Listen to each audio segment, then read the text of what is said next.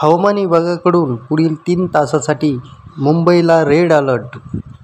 त्यामुळे मुंबईकरांना आज गरज असेल तरच घराबाहेर पडा असा सल्ला मुंबई महानगरपालिकेने दिला आहे. भारतीय हवामान विभागाने दिलेल्या माहितीनुसार पुढील 3 तासासाठी मुंबईला रेड अलर्ट दिला आहे.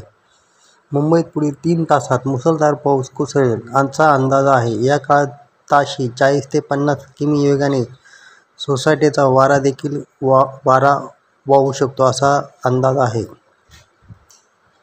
मुंबईत होणाऱ्या जोरदार पावसामुळे अनेक सखल भागात पाणी साचू लागले आहे.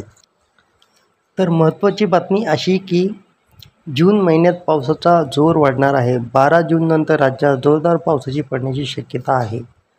याबाबत हवामान विभागाने अंदाज वर्तवला आहे. 12 जूननंतर वादळी वाऱ्यासह पाऊस पडेल, मेघगर्जनेसह पाऊस पडेल अशी शक्यता हवामान खात्याने वर्तवली आहे. राज्यात मे महिन्यात खूप जास्त पाऊस पडला. अनेक ठिकाणी पूरजन्य स्थिती देखील झाली. त्यामुळे अनेकांचे खूप नुकसान झाले. त्यानंतर पावसाने काही दिवस विश्रांती घेतली होती. आता जून महिन्यात पुन्हा मुसळधार पावसाची शक्यता